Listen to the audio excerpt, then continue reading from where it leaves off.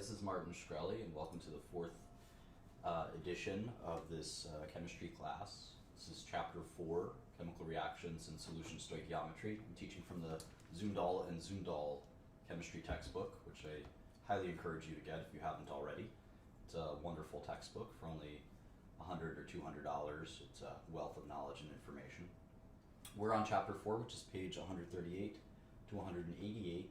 It's 50 pages, but it's a doozy. We learn a lot of important things here. So this may take at least an hour. I don't think we'll finish within 1 hour, and it may even take 2 or more hours. So buckle up for an important chapter. This is probably going to be one of the most important chapters in the book. Chapter 5 is on gases. Chapter 6 is on thermochemistry. And then chapter 7 will be probably more important than even this chapter, where we talk about atomic structure. So, but this is still a rather important chapter. So, make sure you can finish the whole thing in one sitting, and if not, you can certainly try in multiple sittings. So anyway, a big part of this chapter is about water and aqueous solutions. Aqueous solutions, which are solutions that have water as the solvent. Solvent is what is being dissolved into. Solute is what is being dissolved. So when you dissolve table salt into water, this is sort of the way that we define the terms solvent and solute. An aqueous solution is one where the solvent is water. And we see a lot of aqueous solutions in life. In fact, our body, you can think of it as an aqueous solution, which means that we have to really understand the impact of water on life and why is it so important? Why are we made of so much water and so forth? Well, we call water the common solvent. When I was a kid, we used to call it the universal solvent, but it's certainly not a universal solvent. So they've decided to call it the common solvent now, which I think is a little bit more accurate. So what is water anyway? Well, we know it's H2O. You probably learned that when you were 5 years old. But the idea that water is this oxygen atom here with a covalent bond. A covalent bond, we learned that a chapter or two ago, to 2 hydrogen atoms. It's exactly the same covalent bond between the 2 hydrogens. And the oxygen, we'll learn more about this later, but it wants to have 8 electrons. It comes with 6, so it needs 1 more from one hydrogen and 1 more from the other hydrogen. The hydrogen comes with 1, so it's a perfect amount to equal the octet. And hydrogen doesn't want to make an octet, it has to make a duet first. So it brings 1 to the table and it borrows 1 from oxygen, and everyone's happy, and this is what we call a covalent bond. But it gets more deep than that. It gets deeper than that. What we find is that oxygen, we'll learn more about this in later chapters, and it's not urgent that you fully understand why right now, but oxygen is so hungry for electrons. It is so hungry for electrons that the sharing is not that equal. It reminds me of me and my girlfriend when we share food. It's not always equal. She has a more affinity for the food than I do. That's kind of like the relationship between oxygen and hydrogen. Oxygen wants to grab those electrons a little more than hydrogen does. So the electrons are spending more of their time. Here's an electron per se, and here's an electron. They're kind of spending more of their time towards the hydrogen. So because the oxygen is more electron hungry, those electrons are spending their time around this oxygen. So the oxygen actually has a slight negative charge. And this is delta, lowercase delta. You may recognize uppercase delta as change, but lowercase delta in chemistry means a partial charge. So it's a charge less than 1. We know an electron has a charge of -1, or a proton has a charge of +1. Delta is just somewhere in between 0 and 1. There's a partial negative charge in the oxygen because it's so thirsty for electrons that those electrons are being sort of pulled into oxygen. And the hydrogen, because its electrons are being pulled in, it's actually got a corresponding partial positive charge. And that means that oxygen is a pole. It's sort of a pole. The negative is here, and the positives are here. And this is why we call water a polar molecule. And the reason it's the common or the universal solvent is because it's a polar molecule. So we're going to learn all about polarity and polar molecules and things like that. But this is sort of the idea. So anyway, let's draw table salt. I think this will be fun. I'm going to draw the sodium in green, and I'm going to draw. Let's see. I'll draw the chlorine in purple. How's that? All right. So here's the chlorine. And ionic solids tend to form this kind of lattice structure, which we'll talk about in a second. So it actually does look like this in many ways.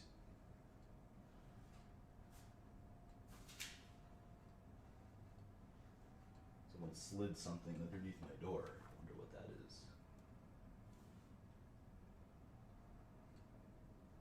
All right.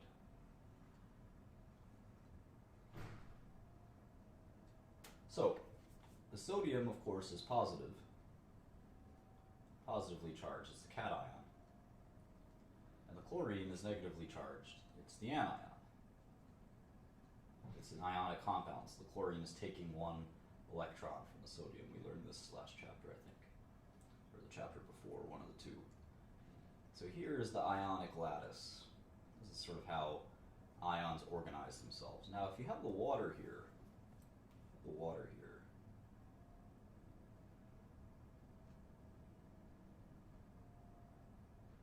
what ends up happening is the nature of this water is that because the partial negative charge on the oxygen and the partial positive charge on the hydrogen, you see that there is this bond that'll form between the end of the water molecule, the hydrogen, and the chlorine. It'll actually rip it apart. It'll take this chlorine out of this ionic solid, and that's how dissolution happens. That's how dissolving happens, and we call this process hydration. Notice that the water molecule will stay intact. This will be an intermolecular bond between the molecules. Intermolecular bond. And by doing that, and then obviously the similar thing will happen with the sodium and the oxygen. So all of these waters will be sort of surrounded by these partially ionic, or these completely ionic molecules. And that's how dissolving happens. So when we talk about solubility, or the ability for something to dissolve in a solvent, solubilize, as sometimes we say, one of the things that is very important is understanding what the solute structure is and the solvent structure is. And so the polarity is extremely important. So here you have an ionic compound, but let me show you a non-ionic compound called ethanol. I had a bunch of ethanol last night. Ethanol is this structure, this formula, which you'll undoubtedly memorize, and this structure, which you also will undoubtedly memorize. We'll learn all about in organic chemistry. Anyway, this is not an ionic compound. Every single bond is covalent. But ethanol can still dissolve in water. As I will testify, last night my beer had ethanol dissolved into it. Beer is a combination of water, alcohol, and a bunch of other stuff, which I don't know what it is exactly. But anyway, here's ethanol, C2H123450H. So that's ethanol. But water can dissolve ethanol. Why? Well, here you also have polarity.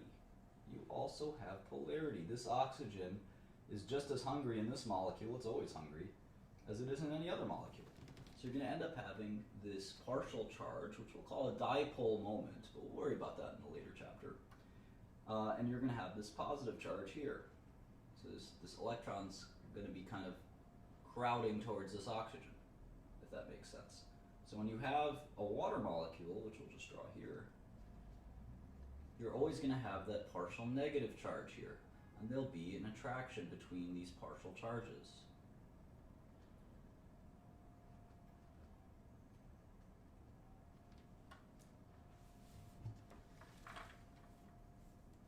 So So water can't dissolve everything. A good example is a nonpolar molecule. Like dissolves like. That's something we're going to learn. Like dissolves like. Dissolves like. So polar will dissolve polar, but what about a nonpolar molecule? Here's an example. The simplest nonpolar molecule probably is methane. It's kind of the archetypical lipophilic nonpolar molecule. And it will not be dissolved by water easily. So we'll learn more and more about this over time. So let's move on to section 4.2. The nature of aqueous solutions. Strong and weak electrolytes. You've heard the term electrolytes before. And again, I would pace myself. This will take quite a bit of time getting through this chapter. All right, so where do we start? Well, we talked about the definition of a solvent and a solute, and we talked about solutions. A solution is a homogeneous mixture. So one of the properties, there's a lot of properties of solutions. Let's list some properties. What are some basic properties? Color, right? Melting point, boiling point, freezing point,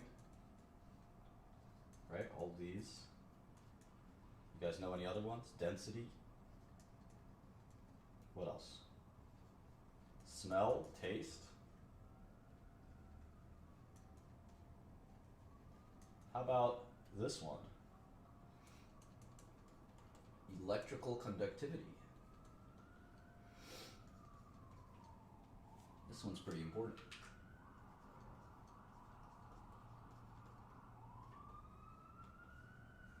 Can a solution conduct electricity? Water can't, it turns out. Water cannot conduct electricity.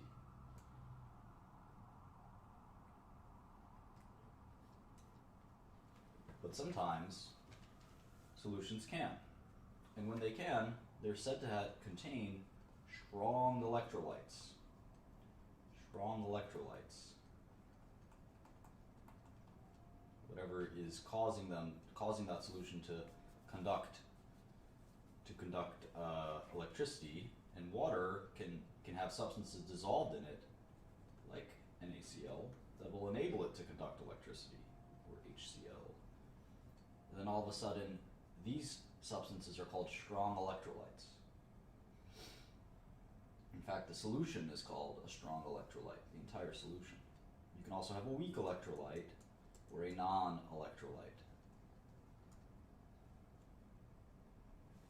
So let's take a moment and think about how this all happens in, say, a strong electrolyte situation.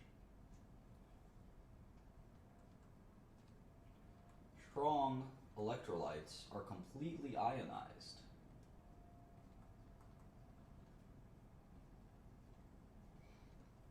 When they're dissolved in water. What does that mean? What does that mean? It means that all of the molecules of NaCl become Na+, and they separate, and Cl-. This is called ionization. And we learned why. It's to do the process of hydration, to do those partial charges. So there are three kinds of strong electrolytes. Soluble salts, like NaCl, strong acids, which also are completely ionized, and strong bases, which are also completely ionized. What the heck is an acid, and what the heck is a base? Well, we're going to talk about a guy named Arrhenius quite a bit, so I might as well introduce you to him. Arrhenius. Arrhenius was one of chemistry's greatest figures. He lived in 1859 through 1927. I've actually collected some of his letters. Let's take a look at his Wikipedia. Arrhenius. Svante Arrhenius. Here he was. Portly kind of guy with a mustache. He won the Nobel Prize, one of the first Nobel Prizes. He was a very important guy. and his definition of acids were quite important. He was a Swedish guy, and he studied at this unbelievably great university called Uppsala University. If you ever learned sciences, it's like the MIT or Harvard of Sweden. So anyway, Arrhenius is a figure we're gonna talk about quite a bit. I hope we don't talk too. It'd be a little strange. So Arrhenius defined the concept of an acid, and he said that an acid is any molecule. It's any molecule that forms a hydrogen ion, or H plus, a proton, when dissolved in water. So he said substances like hydrochloric acid are acids because they form the H plus ion and a Cl minus ion.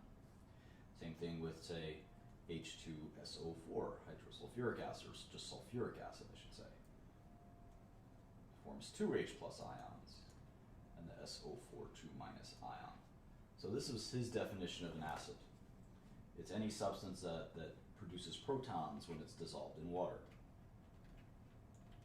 And so one of the important things to understand about some of these acids that are so-called strong acids, they're acids that every single molecule becomes ionized, the same thing as NaCl. Every single molecule becomes ionized in water due to that hydration concept. So that's a strong acid. We're going to learn more and more about strong acids.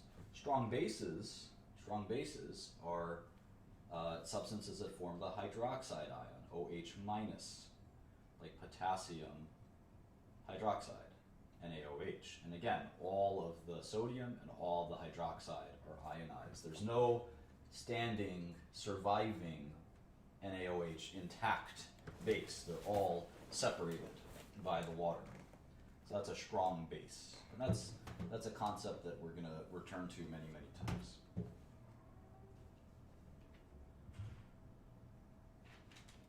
Going to turn on my lamp. Oh, it's already on. That lamp is always on. The lamp has strange and mysterious powers, some people think. All right, let's talk about some weak electrolytes. So anyway, when you have a strong electrolyte, the solution will conduct electricity. That's the sort of gist of it. So a weak electrolyte, let's pick one. Let's pick on a weak electrolyte. Let's be electrolyte bullies. Well, weak electrolytes could be weak at anything like a weak acid. A good example of a weak acid is acetic acid or vinegar. It's so weak we can eat it in our salads, or eat it, just drink it on the side like I do. I'm just kidding.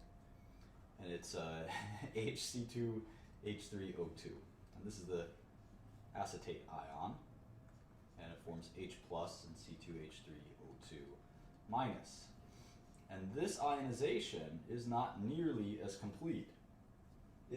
In fact, only 1 in 100 of the acetic acid molecules will ionize. So most of it will stay intact as acetic acid, unlike HCl, they will all separate. So that's a weak acid. There's also weak bases, as you can imagine.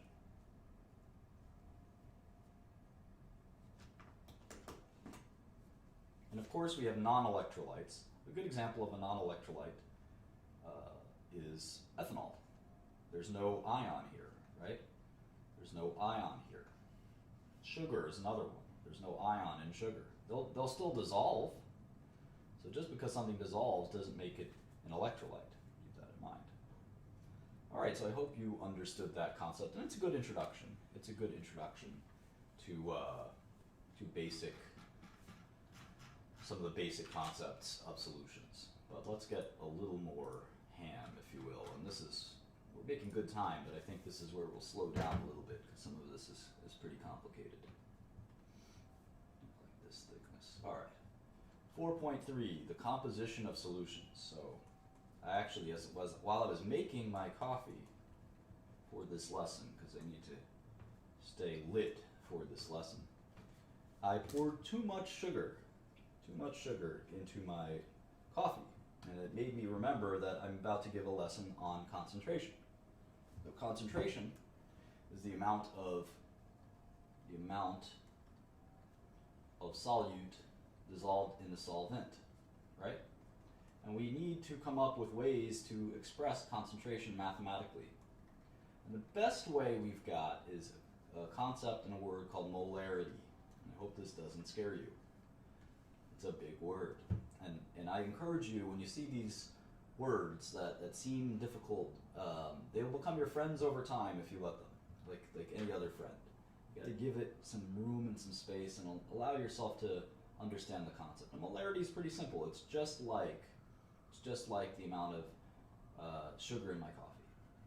It's a simple equation. It's moles of solute over liters of solution. So it's not grams of solute, it's not kilograms of solute, it's moles of solute. So anytime we say 10 grams, let's say it was 10 grams of NaCl, we actually have to convert that into moles. Let's do that real quick. I just made this example up on the spot, but we can do that real quick. Na is 23, Cl is 35. Let's do the decimals. 35, 45, and 22.99. 22.99. So if you add that up, you don't have to be a mathematician to add this one up. It's 57.44.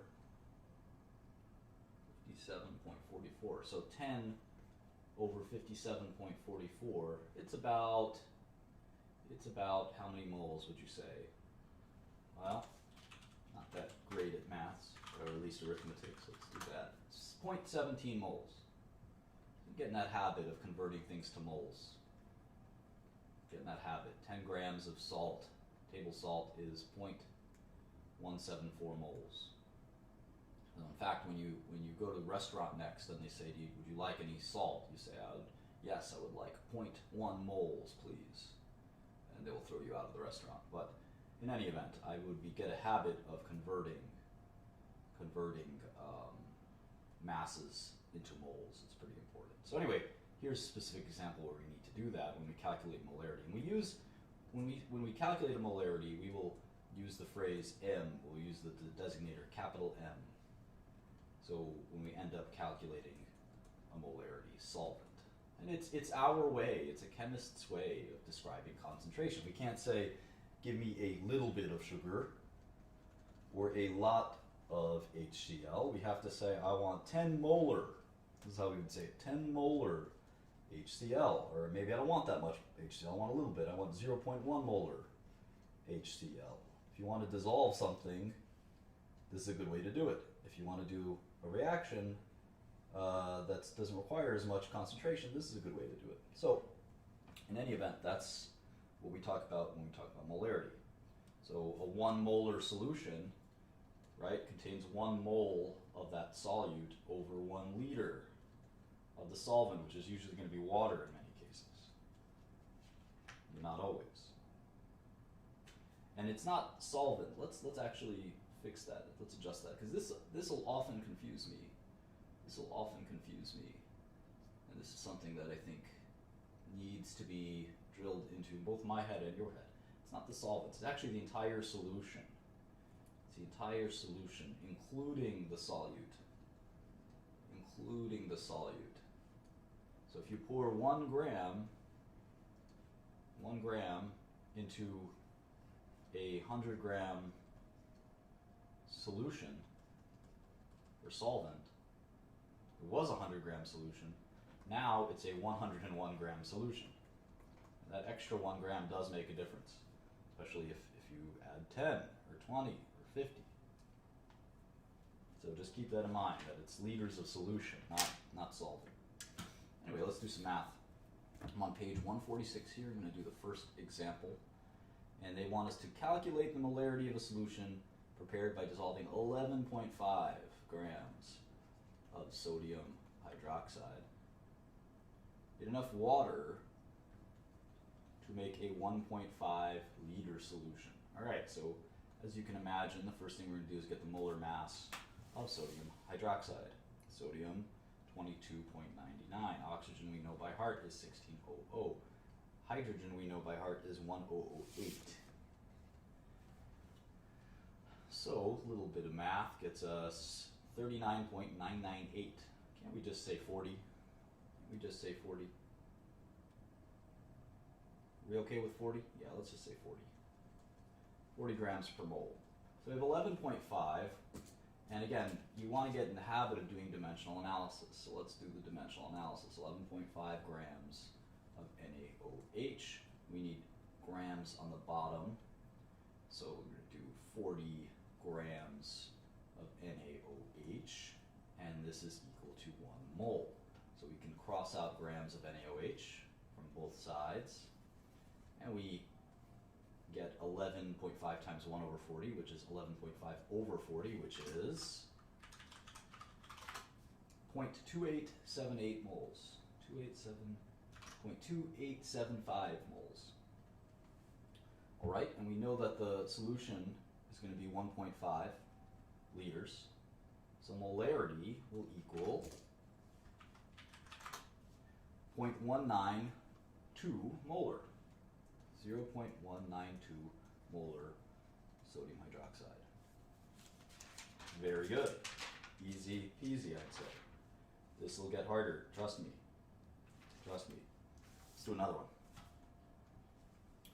Calculate the molarity of solution prepared by dissolving 1.56 grams. 1.56 grams of hydrochloric acid, gaseous hydrochloric acid, in enough water to make 26.8 milliliters of a solution. All right, same concept, right? Hydrogen is 1.008, chlorine is, I forget, let's see, 35.45, so the total is going to be 36.458, okay. And how many moles is 1.56 grams of hydrochloric acid? Let's see, 1.56 grams hydrochloric acid. We need 36.458 grams of hydrochloric acid. This is 1 mole. Cross out grams of hydrochloric acid. This goes here. This is how many moles of hydrochloric acid we have. And how many is it? 1.6 divided by 36.458, not 456. These typos will kill you. All right, it's 0.0427 moles. 0.0427 moles. And we can convert that to scientific notation, right? It's 4.27 times 10 to the negative 2 moles of hydrochloric acid divided by what? 26.8 milliliters. Remember, the molarity is in liters. The molarity is in liters. So we actually have to convert this. This is 0.0268 liters, or 2.68 times 10 to the negative second liters. 2.68 times 10 to the negative second liters. All right. So we can just divide these two. 4.27 divided by 2.68. This is a 1.59 molar hydrochloric acid solution. Easy peasy. All right. I'm on page 147.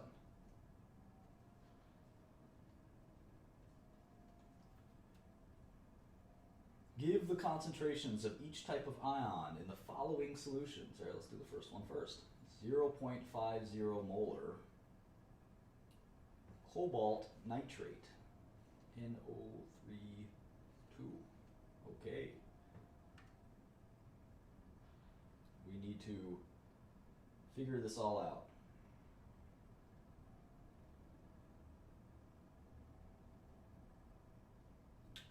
Give the concentration of each type of ion in the following solutions. Okay. So,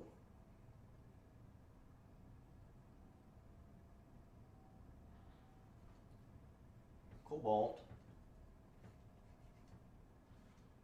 nitrate as a solid in water will dissociate into the cation CO2 plus. One molecule, or one atom, and 2 nitrates, 0.03 minus. What is the molarity? We have 0.5 molar, right?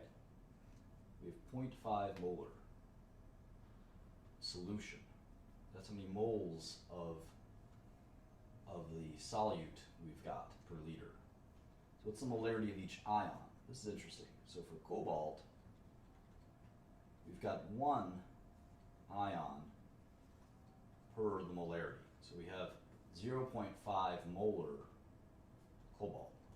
But for nitrate, we actually have 2.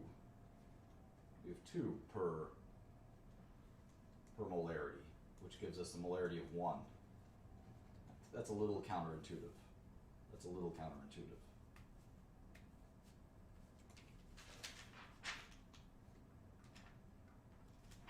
So think that through one more time. Why is it double?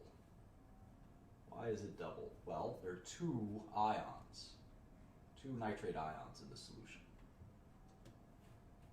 So the molarity is the moles of solute, which is 0.5 moles per liter, but that's of the total molecule. So of just this ion, there's 2, which gives it a molarity of 1. If you just think about that ion. And if that doesn't make sense to you, think about it a little bit and it should make sense. All right, the next one was 1 molar of iron. I guess this is perchlorate, ClO4 perchlorate. If you know your polyatomic ions, you know that's perchlorate. All right, so how about this situation? Well, let's see. This will dissociate into what? Iron 3 plus and 3 perchlorates. 3 perchlorates. So this is going to be the same thing, right? This is 1 iron ion.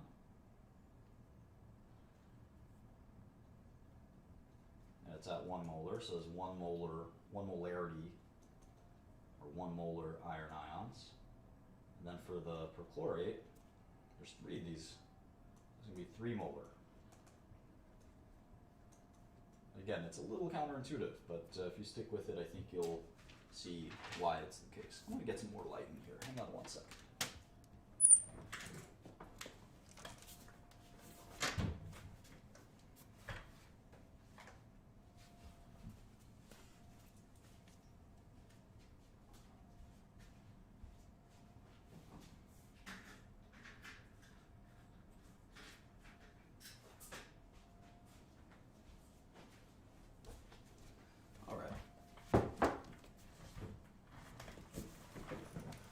They want us to do another problem, a couple more problems. That reminds me of that prank. I have a problem, do you want to solve it? Don't walk around my neighborhood saying that. Tap people on the shoulder and say, I have a problem. Or do you have a problem? Calculate the number of moles. Calculate the number of moles. Where's my microphone? It's on the floor. Let me bring it up to my desk. You guys can hear me a little better. All right. Calculate the number of moles of chlorine ions in 1.75 liters of 10 to the negative third, 1 times 10 to the negative third molar zinc chloride. Jeez, that's creative. All right, we need to know, we have 1.0 times 10 to the negative third molar zinc chloride. And we want to know the number of moles of calcium ions. Remember, to keep in mind, there's going to be 2. There's going to be 2. This is actually pretty simple, as you can imagine. The molarity of the calcium ion is just double, just like we learned last time. So 1.75 liters is the solution of the zinc chloride. So we're just going to multiply. There's 2 calcium ions, so molarity is 2 molar. And because there's 1.75 liters, and we know that liters, we know what the molarity is, right? So we have 1.75 liter solution multiplied by, we can just do the molarity here. It's 2 calcium ions. 2 calcium ions per liter. So it's actually going to be 2.0, get rid of this, or we could leave it there, it doesn't matter, times 10 to the negative third. That's the molarity, right? 2.0 times 10 to the negative third. And that's over a liter. So we can cancel liters out, and we get 2 times 1.75, which is what, 3.5 times 10 to the negative third calcium ions. But not calcium, chlorine. Chlorine.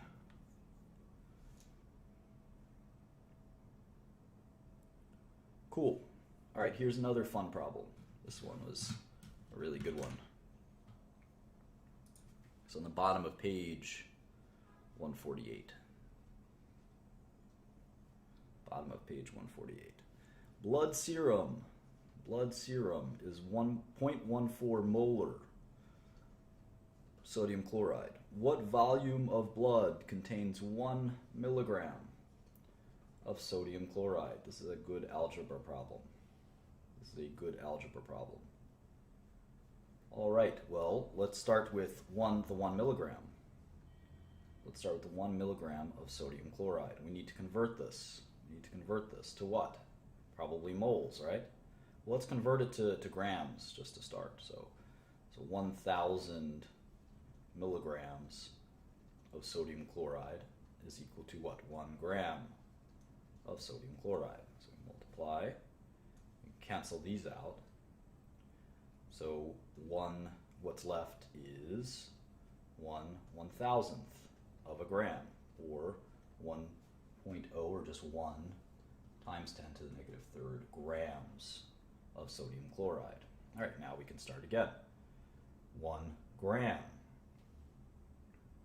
1 times 10 to the negative third grams, I should say.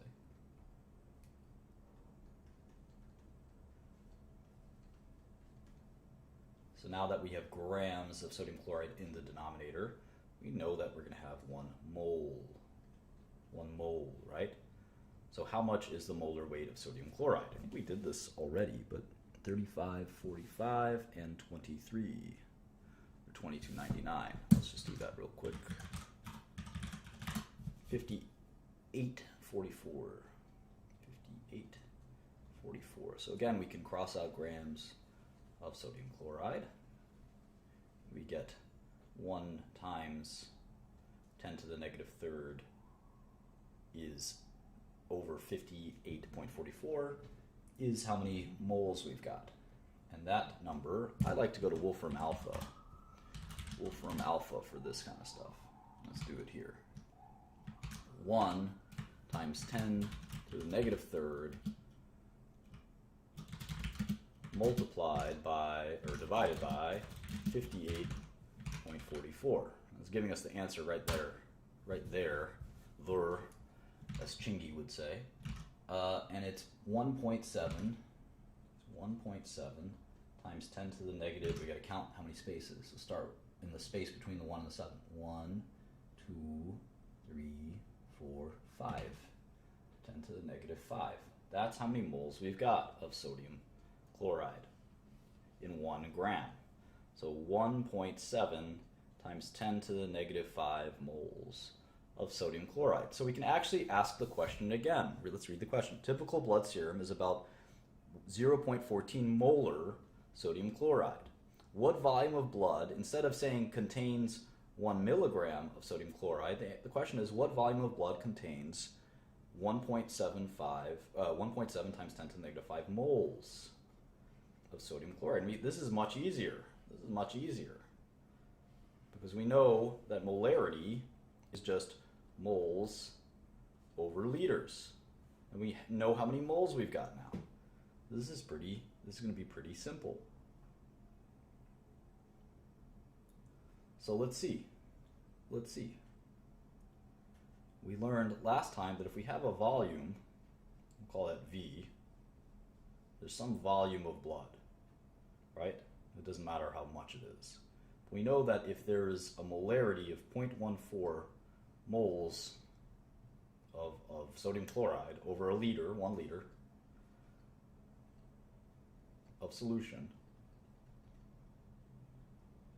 we know that we would get 1.7 times 10 to the negative 5 moles of sodium chloride. Right?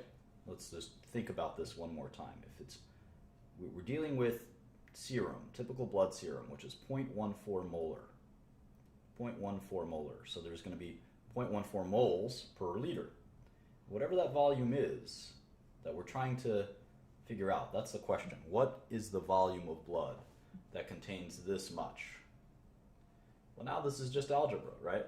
This is just algebra. How do we solve for volume? Well, we're trying to multiply both sides, I would imagine, by the reciprocal, or we can divide both sides by this, right? We can divide both sides by this. Multiplying will work. But if we divide both sides by this, we can actually do that. Let's just call this sort of n. We divide it by n, and what we'll get is V is equal to 1.75. Ooh, I keep adding a 5, I don't know why.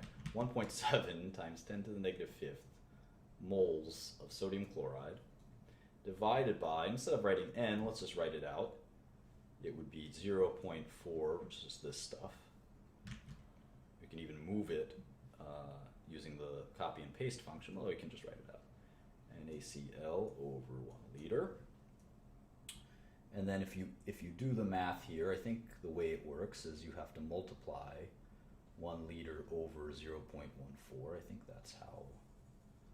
think that's how reciprocals work. And let's see if I'm right. We can take this and we can actually just multiply it by 0.14. Or we're dividing it in this case, dividing it by 0.14. And we get 0.00012, which is 1.2 times 10 to the negative 1, 2, 3, 4. 1.2 times 10 to the negative 4th liters. Done. So that was a fun problem. It was really kind of complicated. You had to convert a lot of things. You had to use a little algebra. It's easy to sometimes forget exactly how to manipulate these equations to get to the right answer, but we did it. And this is a sort of a typical clinical chemistry problem. Very typical clinical chemistry problem that we're gonna deal with many times in science and biology and things like that. Okay. One more problem. For now, we're going to do probably a dozen more problems. All right, here we're on page 149. To analyze the alcohol content of a certain wine, a chemist needs 1 liter of an aqueous solution of 0.2 molar potassium dichromate. So potassium and dichromate ion is Cr2, potassium dichromate. How much solid potassium dichromate must be weighed out to make the solution? All right, we need 1 liter of 0.2 molar potassium chromate. So this should be pretty straightforward, shouldn't it?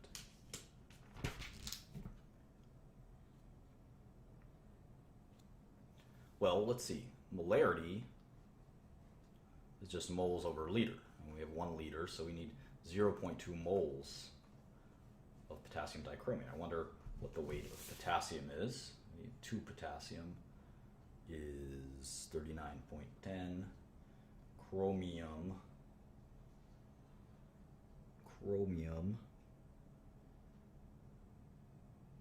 is 52. And oxygen, of course, is 16. All right, so what is all of this? This is 104, 7 times 16. I don't know my multiplication tables that well. It's 112. How about 39.1 times 2 is 78.2. I don't like to do math in my head. Gives me a headache. All right, 294.2 is the molar weight, or molecular weight, grams per mole of potassium chromate. All right, so we know we need 0.2 moles of potassium chromate. So we can actually do it like this. Let's say 1 mole of potassium chromate. We're doing this kind of the reverse way. It's fun. It's equal to 294.2 grams of potassium chromate. So we cancel out moles of potassium chromate. Anytime you divide something by 1, it's just that thing, so it's fine. So it's 0.2 times 294.2. That's how many grams of potassium chromate 0.2 moles of potassium chromate is. Well, let's just do times 0.2. We know it's 58.8 grams. That was easy. That was easy. Cool. So we are on page 150. And we've got about half the chapter to go, so we're making good time. We'll probably get this done in a total of 1 hour and 1/2 hours.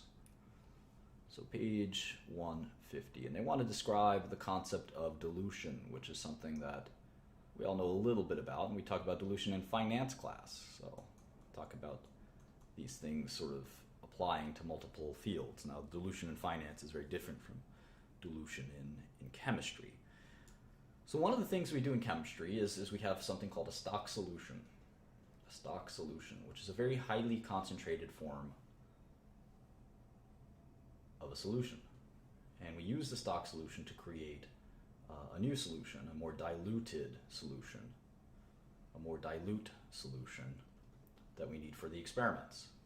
But the stock solution is very high concentration, or high molarity. High molarity. So we often have to take that stock solution and dilute it to get the solution that we want. So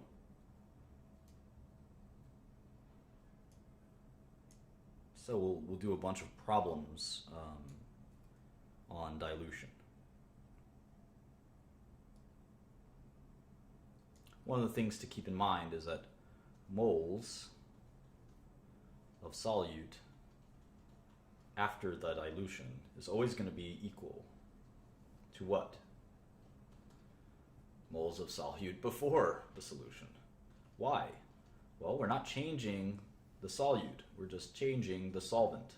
We're adding solvent, like adding more water, for instance. Let's do an example of acetic acid. Our stock solution of acetic acid, because we don't want to take up too much space, so we want the most concentrated. If we have only enough space on a shelf, we want the most concentrated amount. So we actually have 17.4 molar acetic acid. Because if we had 1.74 molar acetic acid, we would need 10 bottles of it to have the same amount of acetic acid. So why not just have it super concentrated? Just don't dip your hand in there. That's the risk. So we have a 17.4 molar acetic acid solution. And remember, acetic acid is what, HC2O3H2? Pretty sure.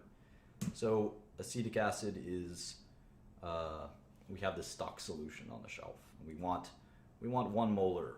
We're trying to get 1 molar acetic acid. A little more reasonable. That's a normal concentration. 17 molar is a very high concentration. That'll burn quite bad, and it's probably not useful in too many experiments. But we want 1 molar. We want 1 molar acetic acid, and we need 500 milliliters of it. Small amount. All right. So how do we do this? What volume of the stock do we need to take out? What volume of the stock do we need to take out? Well, how many moles do we need in the final solution? How many moles do we need? Well, this actually makes a lot of sense. So we need 500 milliliters, right, of one. We need 500 milliliters of 1 molar. So we're going to need half a mole. Half a mole. It's pretty obvious, right? Half a mole over 1 liter is 0.5 molar, but remember, this is 500 mils, so this is half a liter. So that's 1 molar. So we need half a mole of acetic acid. Well, how many moles of acetic acid are in here? Well, that's also pretty simple. So we can just do this like this. We can do it with the volume. So we're asking, what volume of this stuff do we need? Well, volume whatever that volume is that we're trying to solve for, we know that if we multiply, we can just multiply the molarity, 17.4 moles of acetic acid. Let's write AA, acetic acid, instead of the formula, save a little time, over 1 liter of the solution. We know that we're hoping that this equals to whatever that volume is, the volume of water, right? We're hoping that that equals to 0.5 moles.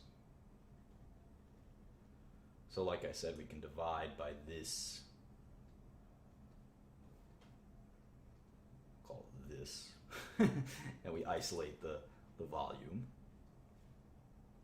And volume is equal to 0.5 moles of HC2O3H2 divided by 17.4 moles over 1 liter of solution. We need to take the reciprocal, if you remember high school or grade school math, and multiply it by 1 liter over 17.4 moles of acetic acid. All right, so we basically get volume is equal to 0.5, these cancel out, 0.5 over 17.4 liters.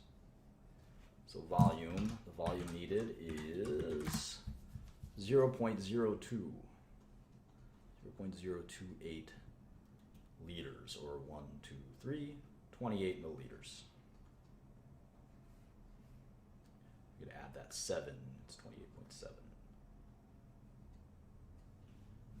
So that is how we take only 28.7 milliliters of the concentrated solution, add 500 milliliters of water, and we would get the 1 molarity solution that we need.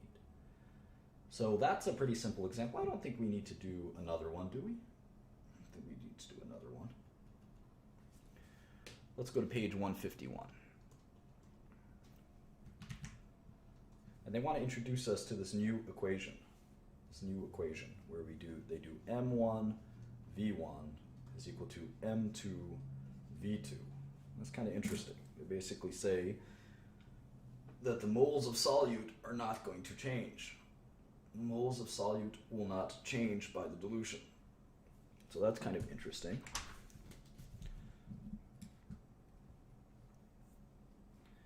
And this makes sense because if you think about these two, the molarity times the volume, what gives us the moles before and the moles after.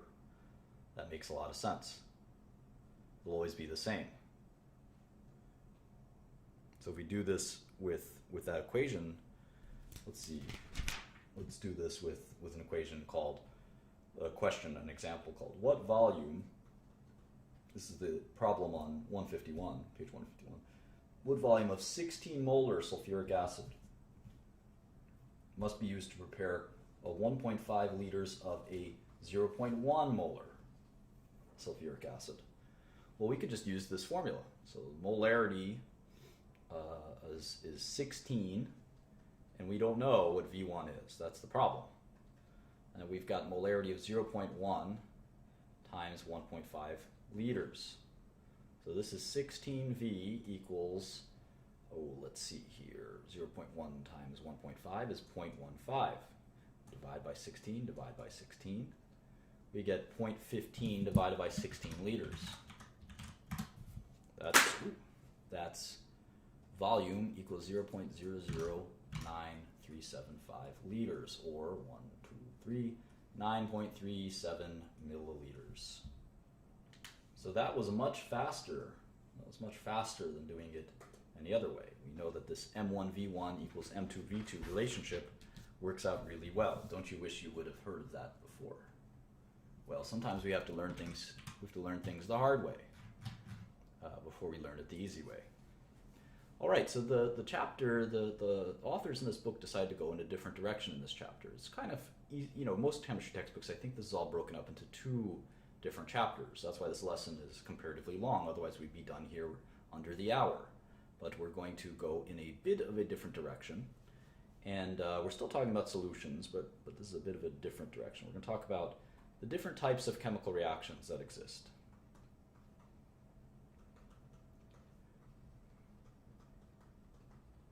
And there are quite a few of them. There's going to be three that are going to be the most commonly used ones. We're going to talk about precipitations. Jay-Z raps about precipitation in his song Umbrella with Rihanna. It's a good rap if you want to hear that. The next one is acid-base reactions.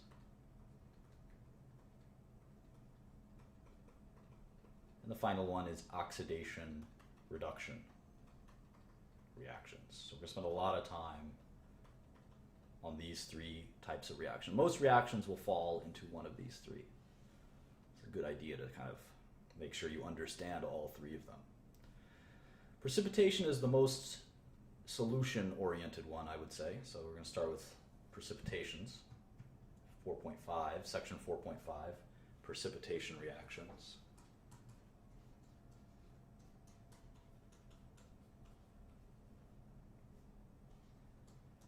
We're on page 153, I think. All right. So when we have two solutions, this wavy line is the solution, I guess. Two solutions that are mixed.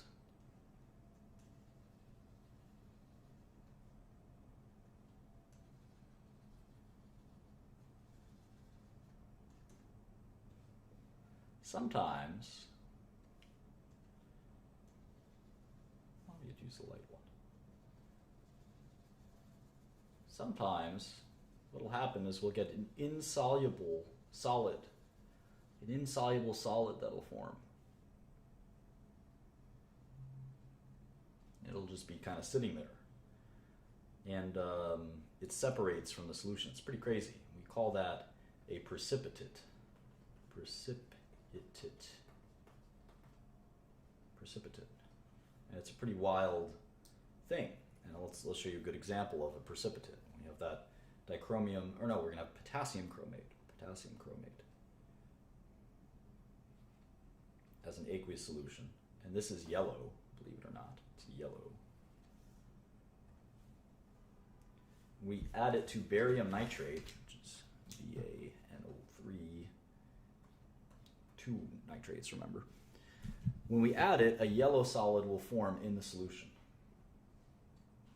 A yellow solid will form. So how does this all happen and why? And is there any way to have a science around precipitation and understanding why these things happen? Well, let's think about the equation that happens. So we have potassium chromate plus barium nitrate, and we got these products, whatever these products might be. Remember, these are the reactants. And what were the products? Well, we're not really sure, right? Certainly we got a solution and we got a precipitate. So we got to think about that. So how do we think about that? Well, what ended up happening here is we had the potassium. Remember, the potassium is an alkali metal. It's going to separate out and ionize. So we're going to have K plus. There's two of them. So there's 2K plus, 2 potassium ions. And then we'll have the chromium anion, which is a 2 minus charge. That's why you need 2 plus 1 potassium charges. So this will separate out in the water. The same thing will happen to the barium. The barium is a metal which will have a positive, it's a cation. And we know our nitrate has a 1 single negative charge. There's 2 of them. So this is kind of what the reactants are, because it's water. Water will ionize all of these, which we'll call them salts. They're not acids or bases, but they're salts. All right.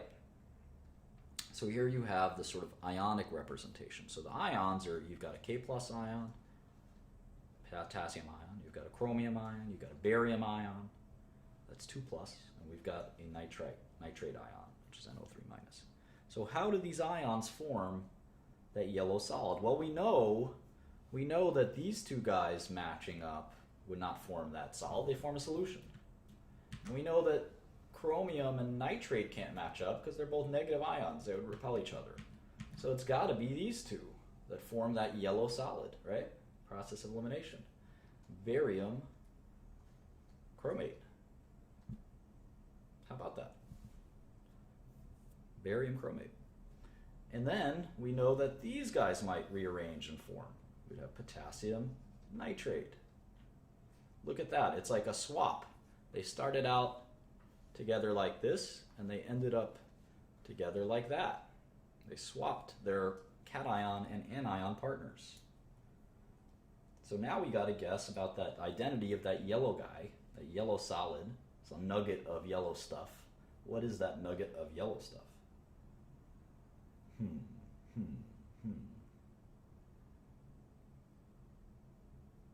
I wonder. How do we figure that out? Anyone know?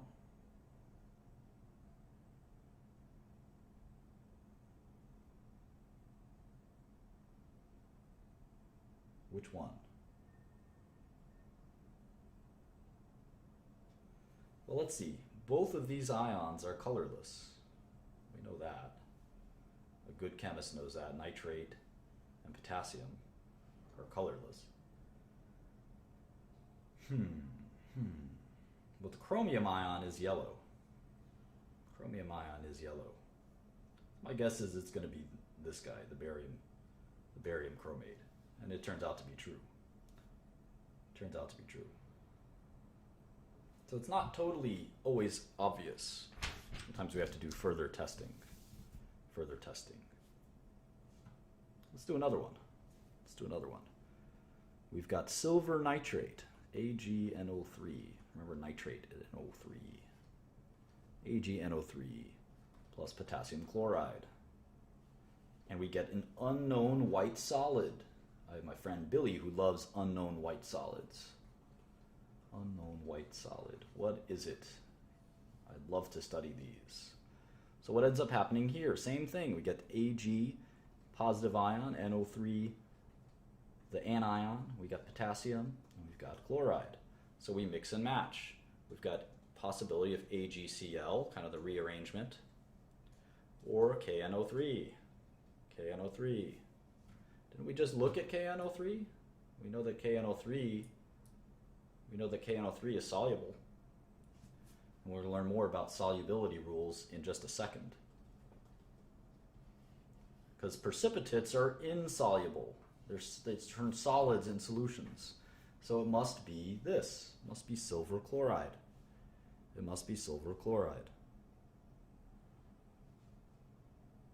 We could actually write this equation down like this, kind of fancy.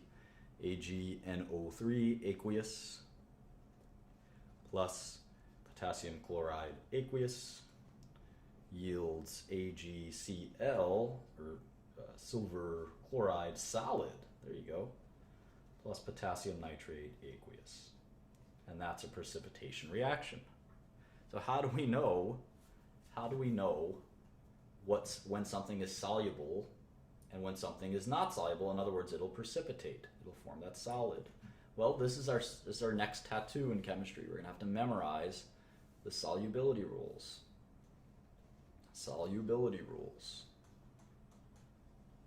And anyone who was around when I first taught this course saw me struggle to memorize all of these solubility rules, but you have to memorize them.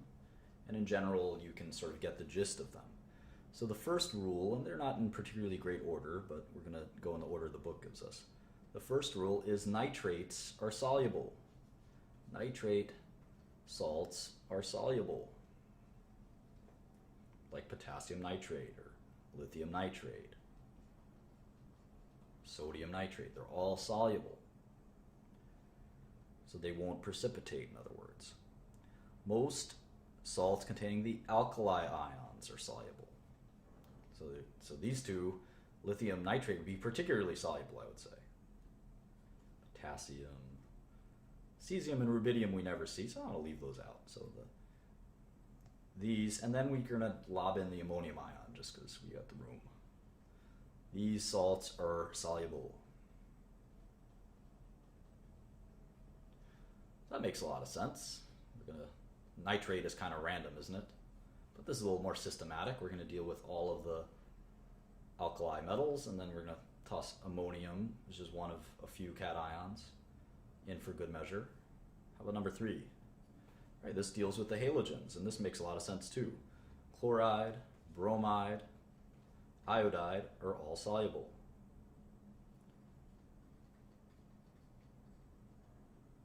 Any salts, all the salts, so they'd have to have some partner like sodium chloride, potassium bromide, lithium iodide, they're all soluble.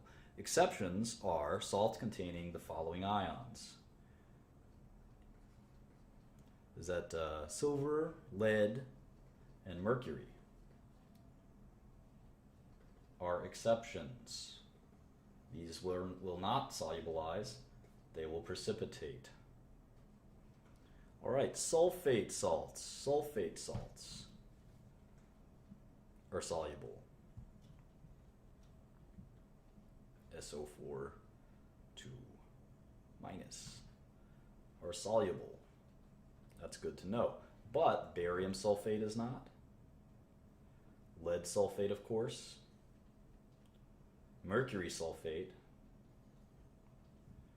And calcium sulfate. All these are not soluble. These are exceptions too. And we have to memorize these exceptions. This is a little bit painful. I'm not going to ask you to memorize a lot in chemistry until we get to organic chemistry, but these solubility rules are important. These solubility rules are important.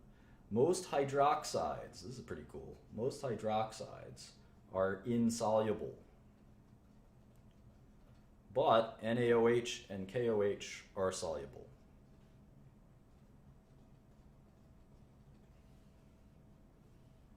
This is really important. You would think that they would be soluble, but they're not. All right. Sulfide, this is kind of a catch-all rule. So S2 minus, so a lot of sulfur-containing compounds are precipitates. Carbonates, chromates, and phosphates, a lot of phosphates are precipitates, are insoluble. Unless they have rule 2 cations.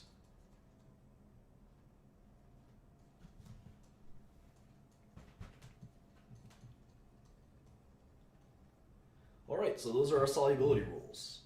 Good luck memorizing them. Try to print out, this is on page 156 of the book. It's sometimes a good idea to print it out, even magnify it and put it on your wall. Better than having your Justin Bieber poster or something like that. I know I've got both, just in case, but I think it's important to memorize these. All right.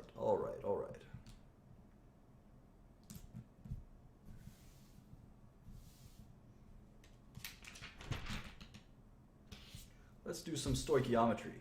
We learned a little bit about solubility. Let's do some stoichiometry. Let's skip ahead to 4.7 on page 160. Base Chica, I got the beer you sent me. I just got it today. Isn't that crazy?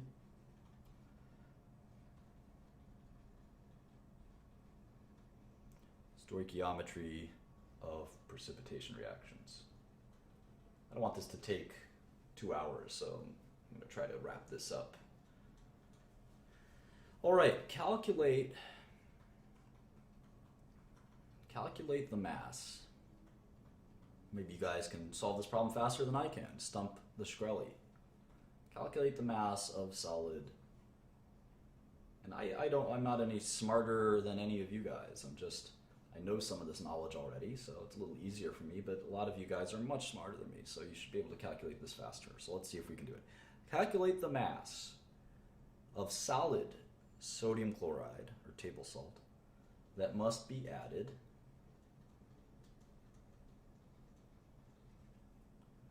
to 1.5 liters of a 0.1 molar silver nitrate solution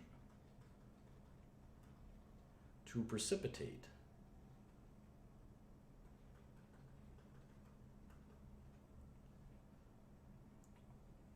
all of the silver ions in the form of silver chloride. Now, why would that precipitate? Well, we know that we've got silver nitrate and sodium chloride. So they'll rearrange. We can just, if this isn't clear, we can just do this. And we know that will form silver chloride and sodium nitrate. We know sodium nitrate is soluble. Rule 1 and 2 tell us that. First, nitrates are soluble and sodium salts are soluble, so definitely sodium nitrate is soluble. But what about sodium chloride? What about sodium chloride? Well, Rule 3 tells us that all chloride salts are soluble except for ones that contain silver. So we know this will precipitate. So how much table salt will we need to precipitate all of the silver? Let's do some math. This is going to be fun. All right. Probably the first thing we need to know is how many moles of silver ion do we have? And this is actually pretty easy. We've got 1.5 liters of a 0.1 molar solution. So they're going to be 0.15 moles of silver. That makes sense. Silver is a cation, of course. It's a metal. All right, so how many moles will we need to react with 0.15 moles? We'll need 0.15 moles of chlorine ions, right? Pretty obvious. Same amount. So we need 0.15 moles of sodium chloride. 0.15 moles of sodium chloride. Well, what does sodium chloride weigh? I think we've calculated this a million times. Sodium's 23, chloride is 35.45, 22.99 plus 35.45. Let's get out the calculator.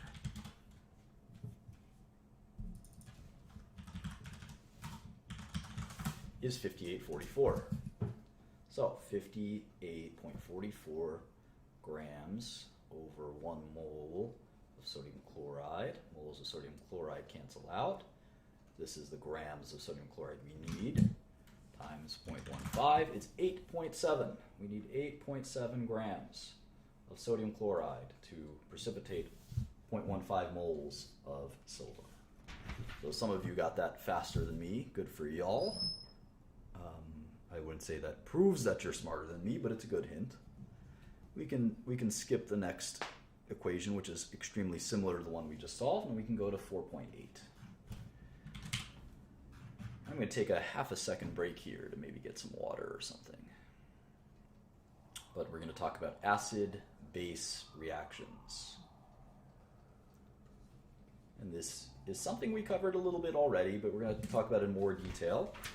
Then we're going to go to titrations as examples. Then we're going to go oxidation reduction reactions, which is going to be something I'm going to go through pretty slowly just because it's complicated. And we should be able to get done by, if not 5:30, 5:45. Just give me 30 seconds, 60 seconds to take a quick break. Why is it so dark in here?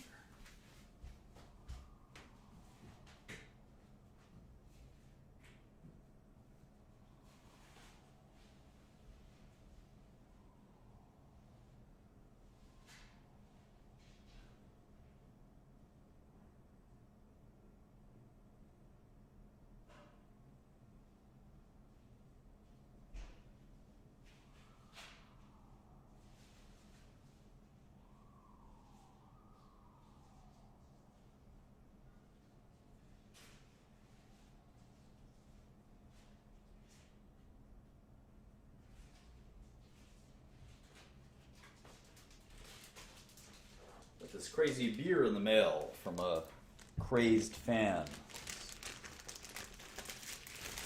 How Now Brown Cow Ale. Looks pretty cool. The adult beverage for any of you kids out there. Came in a Ziploc bag. Should I trust it? Should I trust it? This is definitely still the Zumdahl book. I'll drink that later.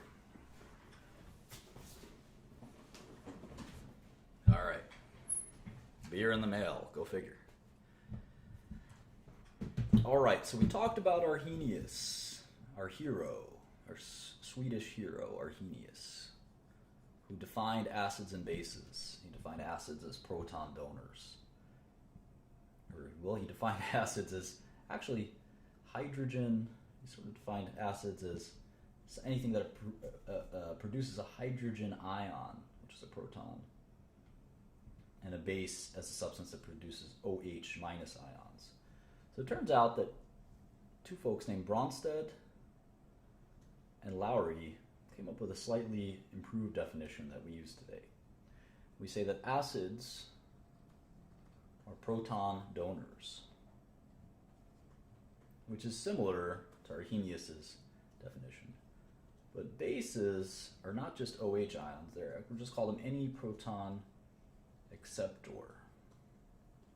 Any proton acceptor. And that's something that I think is a little bit of an improvement to that.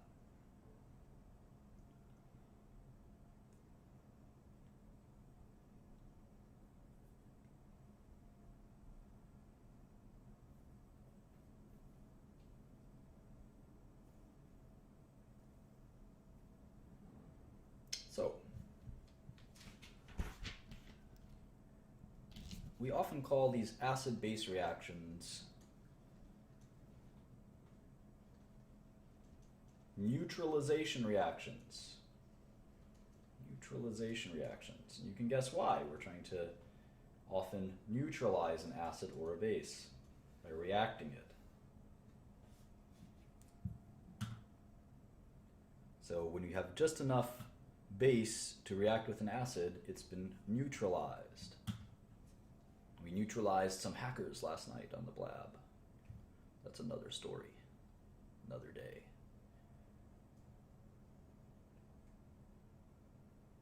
All right, so let's do a quick problem. Page 164. Let's see if we could just fly into it and get a good result.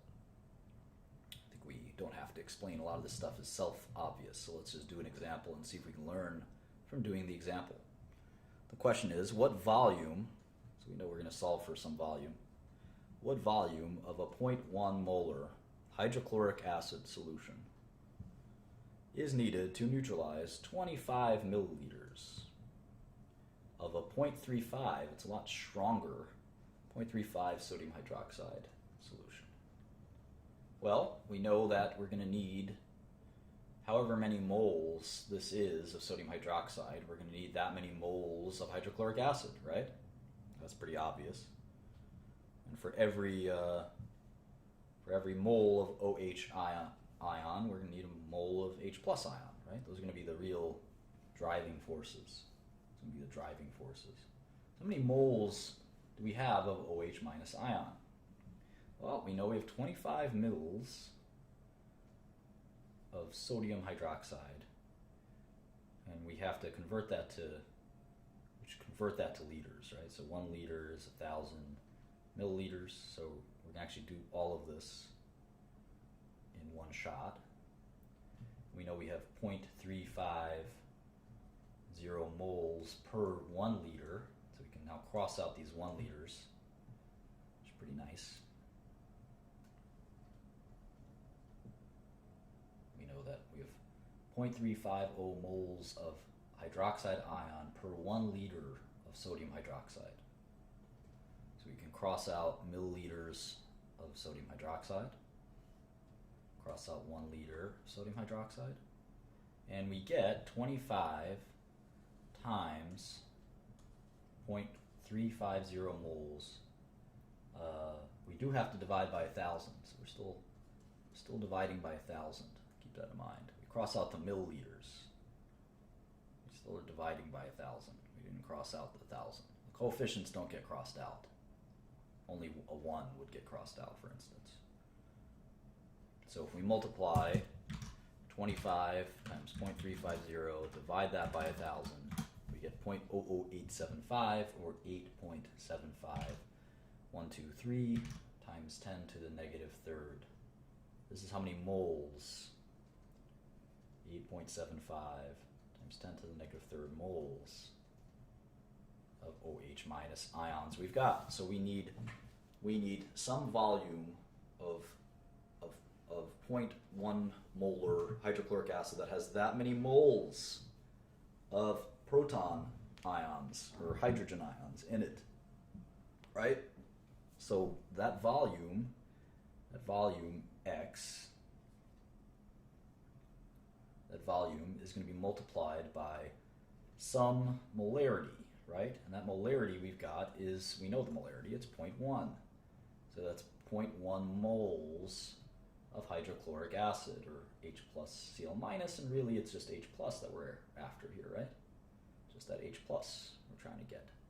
And that's going to equal, we're setting that equal to this number. It doesn't really matter that it's OH minus, but we're really setting it equal to moles of H plus. That's what we're trying to solve for. What's that volume? So we can divide this entire unit by both sides. Divide that by 0.1 over 1. And if we divide that, we're really in essence multiplying it by 1 over 0.1. So we're dividing it. We're in essence going to be dividing this thing by 0.1. And if you divide something by 0.1, you're in essence multiplying it by 10. So this number, the answer is 8.75 times 10 to the negative second liters. Voila. Let's do one more. Page 165. This is very similar to the precipitation. A certain experiment, we have 28 milliliters of 0.25 molar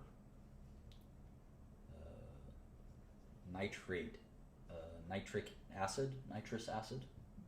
I always forget. Let's see. HNO3 acid, nitric.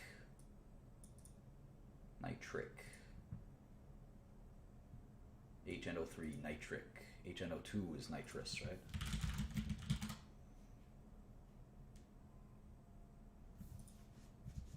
.25 nitric acid and 53 milliliters of 0.32 molar potassium hydroxide.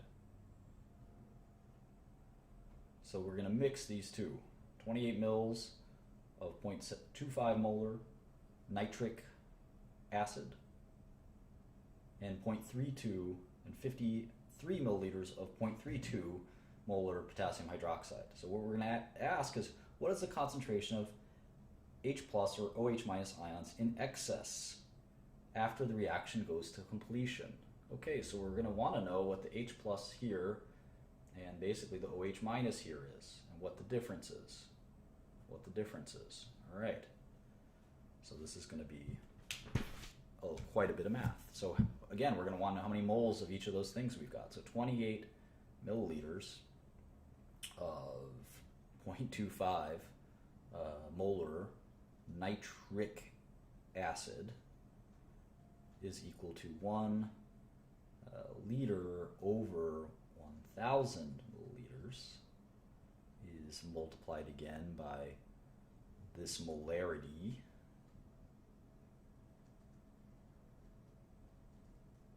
H plus, over that same 1 liter.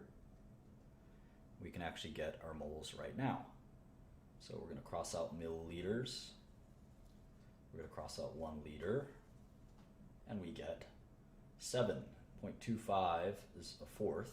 A fourth of 28 is 7. Half of 28 is 14. Half of that is 7. So we have 7 moles. But then we're still dividing by 1,000 here. So it's 7 times 10 to the negative third moles of protons.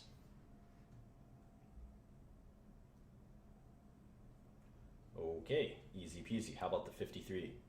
Same kind of concept. 53 mils of potassium hydroxide. 1 liter is 1,000 milliliters. We've got 0.32 moles of hydroxide ions per liter. Right? All makes sense. Cross out milliliters. Cross out 1 liter versus 1 liter. 53 times 0.32. I'll give you the spoiler alert, is 1.7. And of course, we're still dividing by 1,000, so this is 10 to the negative second moles of OH minus. So here we've got it. We've got 7. We've got more OH minus ions than H plus ions. So they're going to be in OH ions in excess. This is still going to be a basic solution when we're done. We have fewer. We've got fewer. So we can actually just subtract.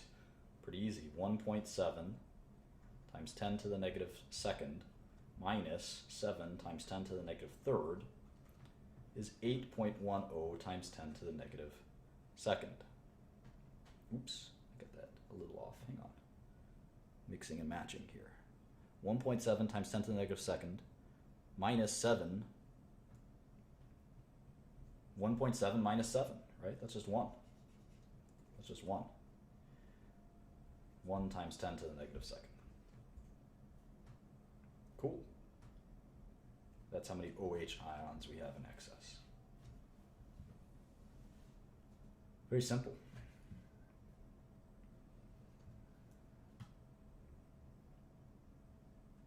All right, let's discuss, try to still make it within, by the 45-minute mark, may stretch out to 2 hours in total. Page 166. Acid-base titrations. All right, this is important to learn. I don't want to skip this. Imagine going to organic chemistry and never having learned what a titration is. That would be problematic. So a titration is where we deliver a solution. We deliver a solution usually through something called a burette, which is this like device that has this like clamp type thing that you turn. You can turn this and it'll pour out this liquid that's stored up here.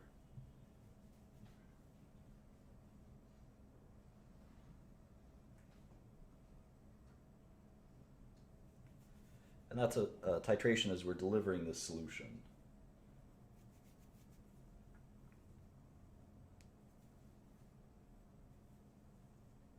This is called the titrant. This is called the analyte, or analyte.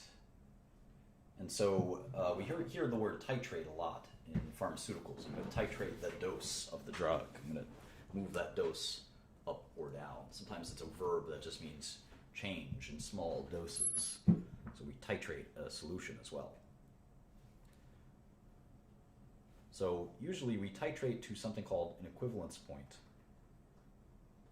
And there's an indicator, and the indicator tells us the reaction is done.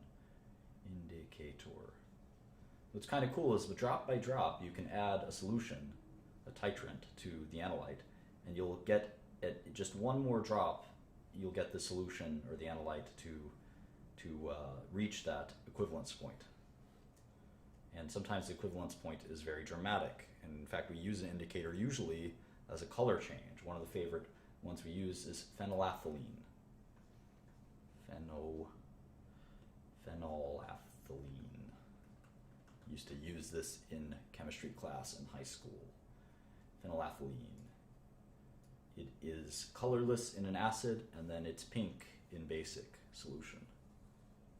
So drop by drop, if you add OH minus ions, eventually it'll go from colorless to pink, and it's a pretty cool thing to see that one drop can create that huge change.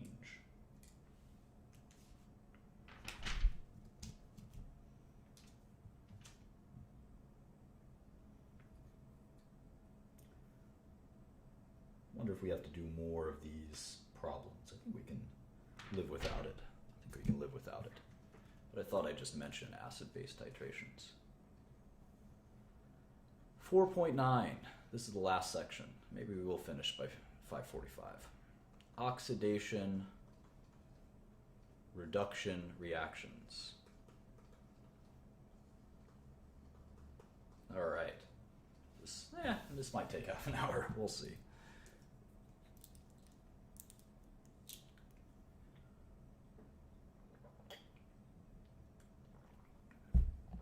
All right, so let's look at one of our favorite basic reactions.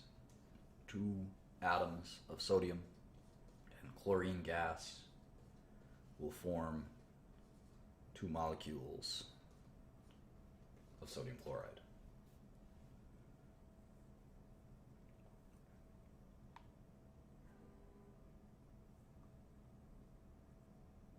Electrons are transferred, right? This is an electronically neutral atom. So are these. And electrons are transferred from the sodium to the chlorine. And this is what, whenever we have electrons that are transferred, we call these oxidation reduction reactions or redox reactions. Redox reactions. And these are going to be pretty important. And we can see this in an ionic reaction, but even in the combustion of methane, there's no ionic reactants here, but this is still a redox reaction.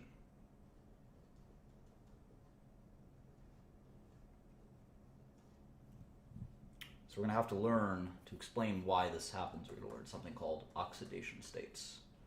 This might hurt your brain a little bit. You may have to go over this a few times to understand it, and that's why I want to go kind of slow. Oxidation states. I've got a few pages left in the chapter, but even still, I might take a full half hour to introduce this concept of oxidation states. Sometimes we call them oxidation numbers, by the way. Some of you might have learned it like that. We're on page 171. Oxidation states. And basically, it's a way to keep track of electrons as in these redox reactions, as they kind of move around.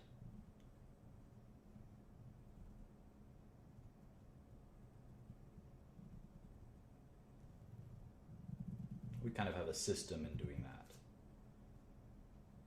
A bunch of rules that we use to define oxidation states and numbers. Now remember, the sum of these numbers must be 0 for a compound. Sum of the oxidation numbers must be 0. That makes sense. And some of them are somewhat obvious. Let's do a couple obvious oxidation numbers. So a halogen, right, like a fluorine, is always -1, right?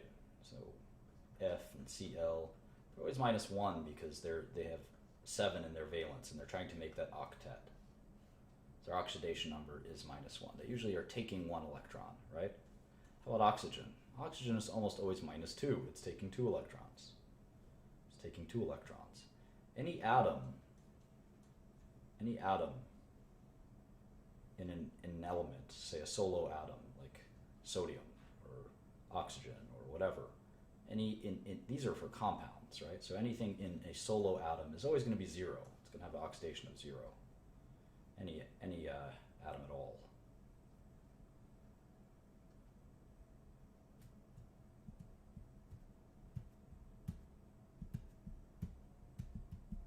Any ion will be its charge, so whatever the charge of that ion is. And a plus will be +1, right? I minus will be -1. That makes a lot of sense. So we'll try to do an example to sort of see how this all works. Let's try the oxidation state of something like carbon dioxide, CO2. Well, we know that oxygen is going to be -2. So in this case, it's -2 per each oxygen. So the carbon will be +4 because this is an electrically neutral. It's not an ion. CO2 is balanced. So it's +4. And the oxygens are -2 each. That was pretty easy. And it has to equal 0. How about SF6? Oh boy. Well, we know fluorine is -1, and there's 6 of them. So the S must be +6. And that's the answer. These are the oxidation states. And we'll see why these are important in a second. How about NO3-? This is an ion. NO3-. Well, oxygen is -2. There's 3 of them. And we know that this isn't going to equal 0 because it's an ion. So it's actually going to equal -1. So maybe nitrogen will be plus 5. Plus 5 minus 6 is negative 1. That makes sense. That makes sense. Let's look at something like this. Fe iron, Fe3O4. Fe3O4. Call this magnetite. Magnetite. All right, well, oxygen is always going to be minus 2. So we go minus 2, minus 2, minus 2, minus 2. All right, so it's minus 8. And this is a neutral. This is a neutral. This is neutral, so it's got to equal 0. But hold on, we got 3 irons. It's actually going to be 8/3. 8/3, 8/3, 8/3. Bizarre, huh? And that equals 8. That balances to 0. So sometimes you do get these non-integers, oxidation states. And we'll talk about why that happens in a future chapter. You'll see that that's pretty reasonable, actually, in a future chapter. All right, so let's look at that combustion reaction one more time, because it's pretty complicated. We have methane, which is a gas that we use to get energy. We've got oxygen, which we use to combust. We have carbon dioxide, which is released, and water, which is released. So we learned from the oxidation rules that any solo atom in an element, including like a diatomic element, is going to be 0. It's going to be oxidation of 0. But here we know that carbon and hydrogen, there's oxidation states here. And one of the oxidation rules that you're going to learn is that hydrogen is +1 in its covalent compounds. +1. So in this case, the oxidation number here is -4 for carbon. -4. Here it's the opposite. We've got 2 -2s for carbon dioxide and a +4 for carbon. We'll see why all this is so important in a second. Then for oxygen, it's pretty obvious. We got -2 for the oxygen and +1 for each of the hydrogens. Now, why do we go through all this mess in the first place? Well, what's kind of interesting is the carbon goes from -4 to +4. Isn't that interesting? The carbon goes from having 4 excess electrons to giving up 4 excess electrons. So it actually has a change of 8. 8 electrons jump from this carbon, or removed from this sort of carbon. First it has 4 extra, then it gives up those 4, then adds it and throws in another 4. So 8 electrons shift. It's a gain of 8 electrons.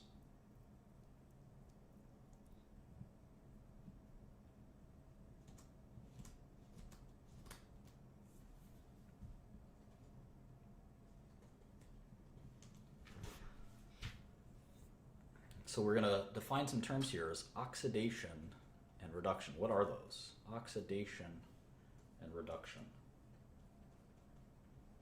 Well, we learn this in chemistry. We learn Leo the lion goes grr. It's an easy mnemonic. Loss of electrons is oxidation. Loss of electrons. Gain of electrons is reduction. It's as simple as that. So it's a decrease in oxidation state. A decrease in oxidation state.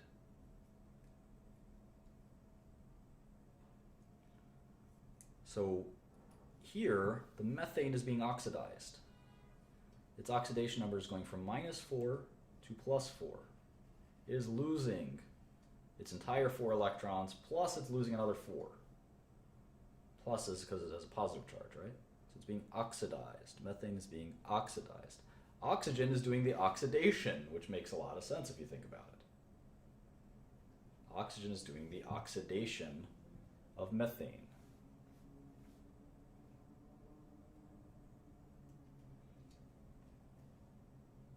We'll call methane the reducing agent, and oxygen, in this case, the oxidizing agent.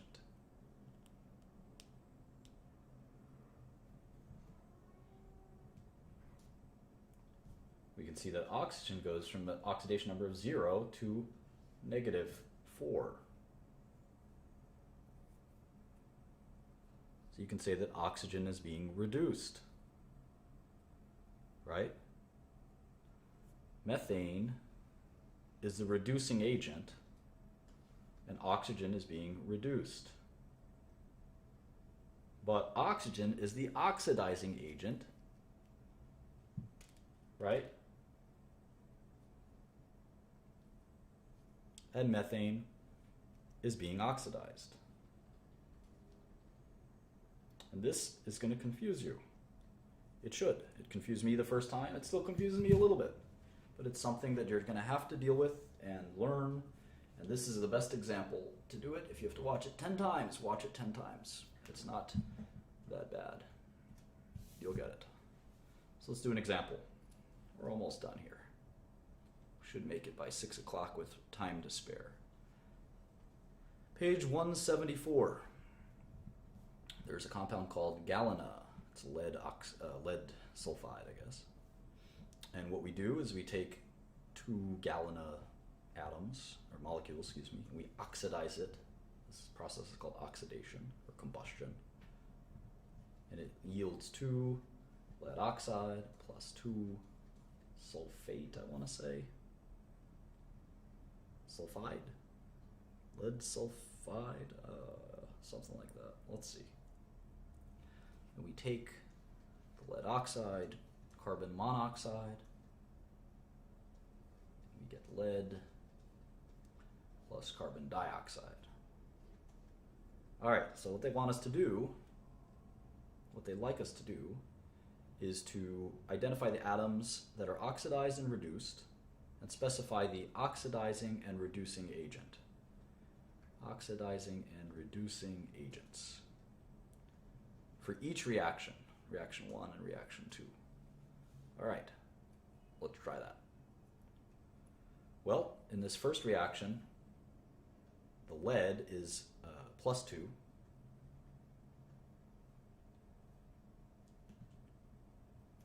The oxygen, of course, is 0, and the sulfur is -2. Sulfur is somewhat similar to oxygen, right? So this makes sense. And it's going to stay the same, the lead, right? Because oxygen is always -2. And how about the sulfur here? Well, oxygen is going to be 2 -2s and 1 + 4 for sulfur. So in this case, who's the oxidizing agent? What do you guys think? The oxidizing agent accepts the electrons.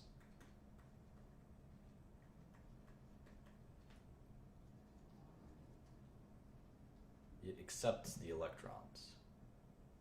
Remember, Leo the lion, loss of electrons is oxidation. So an oxidizing agent, it makes sense it accepts these lost electrons. In this case, it's oxygen. As you can see, it goes from 0 and it takes all these electrons, the oxidizing agent. How about the reducing agent? It's going to donate electrons. It's donating electrons. These are the 2 possible choices, by the way. The reducing agent. Well, there's only one other one.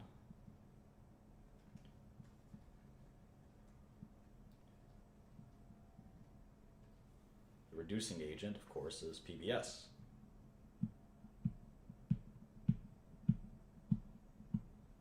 So what's being oxidized? What's being oxidized in this equation? It's actually the sulfur.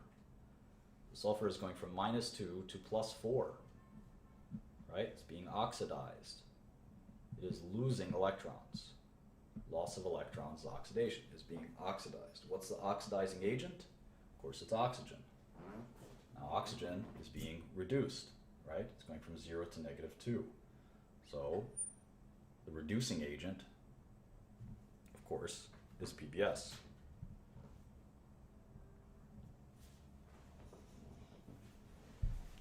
All right, let's do the second one. These always twist my brain a little bit, these redox ones. So we've got PBO plus CO yields PB plus CO2. So let's see if we can do this. Well, PB as an element is always going to be 0. right? Negative 2 here will be plus 2 here. Negative 2 will be plus 4 here. This is negative 2, this is plus 2. That's pretty easy stuff. So what's the oxidizing agent and what's the reducing agent? What's the oxidizing agent and the reducing agent? Surprise, the oxidizing agent, of course, is going to be PbO, and the reducing agent will be CO. So why? Well, let's see. The Pb will actually gain electrons, right? The carbon will lose electrons. Think that through. The lead is being reduced. And the carbon is being oxidized. LEO, loss of electrons, is oxidation. The carbon is going from plus 2 to plus 4. It's losing 2 electrons. The carbon is being oxidized. The lead is being reduced. It's going from plus 2 to 0. So it's actually gaining electrons. Gain of electrons is reduction. Okay, so we know which is being oxidized and which is being reduced. Now we need to know the oxidizing agent and the reducing agent. Well, the oxidizing agent is PbO. PbO. And the reducing agent is CO.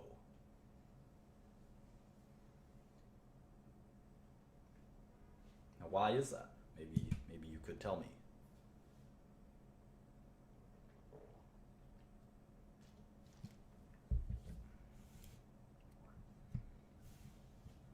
Well, the oxidizing agent accepts the electrons, and in this case, PbO is accepting electrons.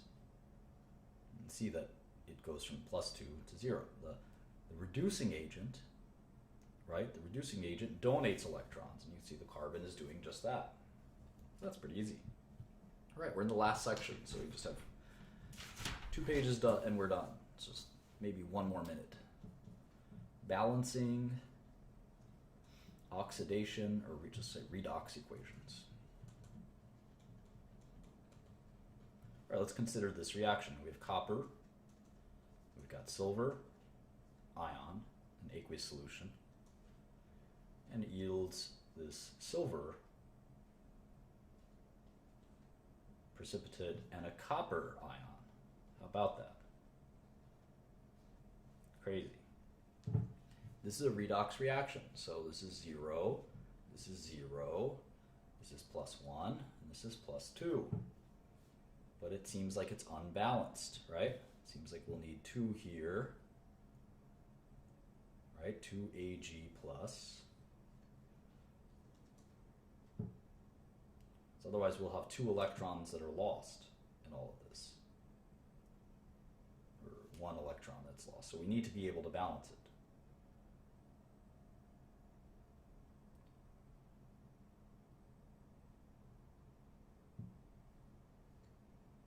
Does that balance it? Yeah. Now it's sort of ionically neutral. Plus 2 on this side, plus 2 on that side. Let's try another one.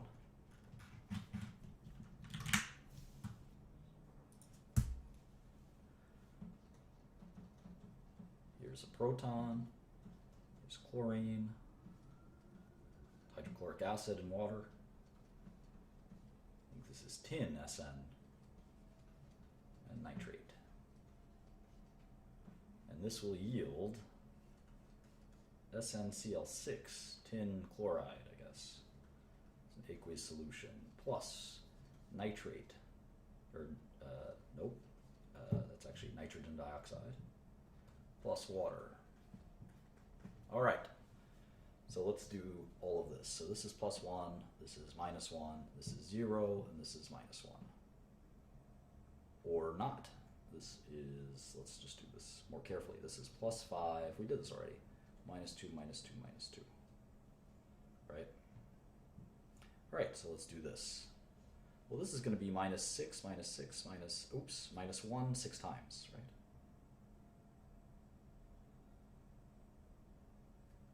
minus 1, minus 1, minus 1, minus 1, minus 1, minus 1.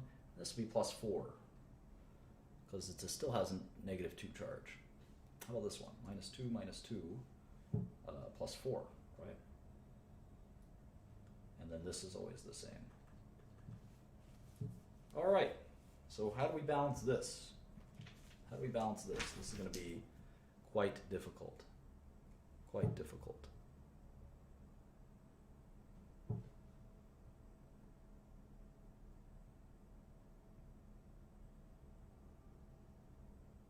So if we think about it, the chlorine doesn't change its oxidation state. The hydrogen doesn't change its oxidation state, and the oxygens don't change their oxidation states. The only things that change their oxidation states are tin goes from 0 to plus 4, and nitrogen goes from plus 5 to plus 4. So that's pretty interesting. We could actually kind of rewrite this equation as tin plus nitrate becomes tin chloride plus nitrogen dioxide. And we know we can just copy the old one. So this was 0, this was plus 5 minus 2, and we don't have to write the oxygen parts, just plus 5. And then this became plus 4, and this became plus 4. Interesting, right? So the tin lost 4 electrons. It went from 0 to negative 4. The nitrogen gained 1 electron. So we're going to have to add, 4. We're going to have to add 4 here to balance this out.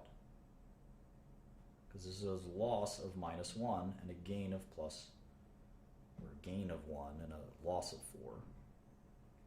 So to balance it out, we're going to have to multiply this by 4. So now we have 4 NO3 minus. 4 NO3 minus. But that'll sort of disrupt the whole equation, so we have to balance the rest. We have to balance the rest of it. So we have 4 NO3 minus. How are we going to balance this? How are we going to balance this? We can inspect it, right? So over here we have 4 n's on the top. How many n's do we have on the bottom? Just 1, right? Just 1. So we're going to need 4 here. Good. How about tin? We have 1 tin here and 1 tin here, so that's fine. How about chlorine? We have 1 up here and 6 down here. Uh-oh. So we're going to need 6 chlorine. Okay, chlorines check out. The chlorines check out. Let's do hydrogen. There's 1 here. Let's be careful. There's 2 here. There's 2 here. Huh. All right. Let's think about that. How about oxygen? There's 12 up here. 03 times 4 is 12. Down here there's 8. 8 minus 12 is 4, so we're going to need 4 up here. Let's change the color so it's clearer. We need 4. And since we have 8 waters here, we're going to need 8 hydrogens here. And are we done? 8, 6. We're done. Everything balances. So that's how we balance a redox equation. Gee, that was fun. I hope you learned something. This is a good teaser for a lot of interesting concepts we'll learn later. If you didn't master everything here, definitely go back and try again. But I'd say that our focus for this course is not stoichiometry. We'll be doing a little bit more of it, but our focus is not stoichiometry.